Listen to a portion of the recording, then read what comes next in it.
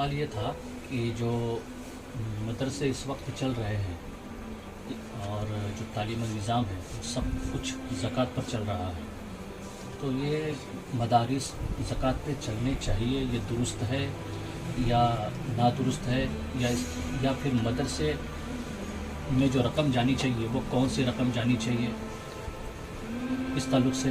اگر تھوڑا سا خلاصہ فرما دیں۔ میرے نزدیک مدرسوں میں زکوٰۃ دینا جائز ہی نہیں، اس لیے کہ زکوٰۃ صرف اور صرف غربا و مساکین کا حق ہے، جسے اللہ اس کے رسول صلی اللہ علیہ وسلم نے اسلام سے غربت کے خاتمے کے لیے نظام زکوٰۃ نافذ فرمایا۔ جب تک یہ مدارس زکوٰۃ اور فطرے اور صدقات کی رقموں سے دور تھے، جب تک یہ رقمیں غربا کو ملتی تھیں اور مسلمانوں میں غربت کی شرح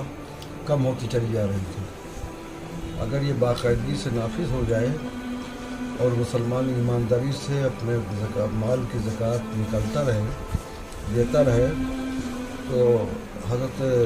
سیدنا عمر ابن عبدالعزیز رضی اللہ تعالیٰ عنہ کے دور مبارک پھر دوبارہ آ سکتا ہے کہ جب مسلمان اپنے مال زکوٰۃ کو لیے گھومتا رہتا تھا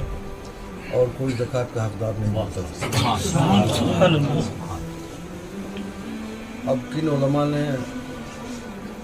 کس صورتحال میں کیسے اس سے جائز کیا، یہ میری سمجھ سے بالاتر ہے، ایسے حالات کبھی نہیں گئے، اس کی ایک تاریخ ہے۔ جب تک انگریزی نظام حکومت ہندوستان میں نہیں آیا تھا، اس وقت تک ایسا کوئی مسئلہ نہیں تھا، اور مسلمان اپنی زکوٰۃ اس کے مستحقین کو دیتا تھا اور مسلمانوں سے غربت کا خاتمہ ہوتا رہتا تھا باقاعدگی کے ساتھ۔ سلاطین اسلام، مسلم سلاطین باقاعدگی کے ساتھ مدارس کے کفیل ہوتے تھے، ذمہ دار ہوا کرتے تھے، اور مسلم حکومتیں ان کا نظام سنبھالتی تھیں۔ جب انگریزی دور حکومت آیا اور مسلم سلاطین کا سلسلہ ختم ہو گیا، تو مسلم نوابین نے وہ ذمہ داری اٹھائی، اور بہت حد تک انگریزی دور حکومت میں نوابین نے اس ذمہ داری کو نبھایا، اور مسلمان مدارس زکوٰۃ و فطرے سے محفوظ رہے۔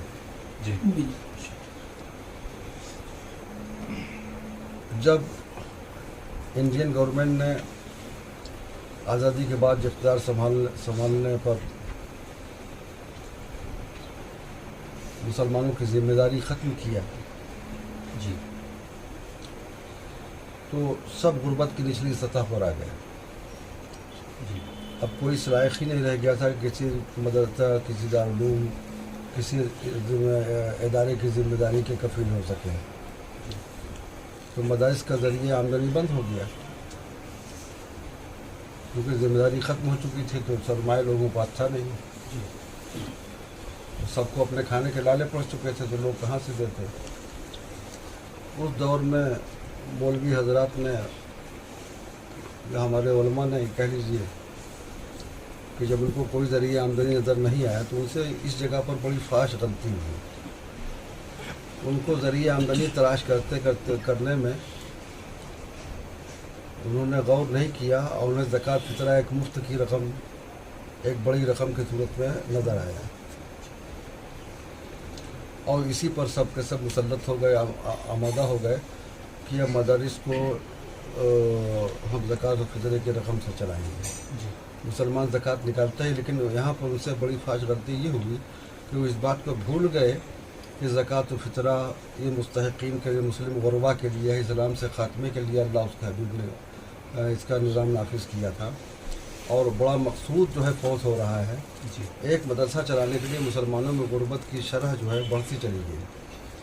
سارا ان کا حصہ، اور یہ ہو گیا مال غصب۔ مال غصب ہونے کی بنیاد پر، کیونکہ وہ مستحقین اس کے ہیں نہیں مدارس، اور نہ مدارس میں مستحقین کے بچے پڑھتے ہیں، یہ ایسا بھی نہیں ہے، میں نے خود اپنے 8 سالہ دور تعلیمی میں جو دارالعلوم کے نظر ہوا، ایک بھی غریب و مسکین نہیں دیکھا میں نے۔ جی اس کی وجہ ہے کہ غریب جو ہے وہ اپنے بچوں سے محنت مزدوری کرواتا ہے، تب اس کا پیٹ پلتا ہے۔ جی تو اس میں وہ اگر اس کے 2-3 بچے بھی ہیں تو سب بچوں کو لگاتا ہے، تب اس کی زندگی کی ضرورتیں پوری ہوتی ہیں۔ جی اگر بچوں کو مدرسے میں بھیج دے تو خود کھائے کیا؟ جی اس لیے غریب اپنے بچوں کو نہیں پڑھاتا دارالعلوم میں۔ غریب مدارس میں صرف اہل ثروت کے یا متوسط طبقے کے حضرات، جی جن کا ایک بچہ 2 بچہ اگر مدرسے کی دنیا میں چلا بھی گیا، دینی ماحول میں چلا گیا اور ان کی معیشت پر کوئی فرق نہیں پڑتا، ایسے ہی لوگ اپنے بچوں کو مدارس میں بھیجتے ہیں، اور ظاہر ہے کہ وہ اس کے حقدار نہیں ہیں۔ جی ان کے لیے زکوٰۃ جائز ہی نہیں کھانا۔ یہی حال اساتذہ کرام کا بھی ہے، وہ سب اغنیاء میں شامل ہیں، ان کے لیے بھی مال زکوٰۃ درست نہیں ہے۔ جی تو مستحق نہ ہونے کے بعد بھی اس کا حاصل کرنا، اس کی کوشش کرنا اور پوری جد و جہد کے ساتھ تمام زکوٰۃ کو مختلف مدارس میں اکٹھا کر لینا، یہ غربا کی حق تلفی کا بدترین نمونہ ہے۔ اللہ یہی وجہ ہے کہ مسلمانوں میں غربت کی شرح دن بدن بڑھتی چلی جا رہی ہے۔ اسلام نے غربت کے خاتمے کے لیے کیا تھا، علماء نے قسم کھا لیا کہ ہم مسلمانوں میں مسلمانوں کو غریب سے غریب تر ہی بنائیں گے اور اپنا پیٹ بھریں گے۔ ظاہر ہے کہ مال غصب جائز ہے ہی نہیں۔ جی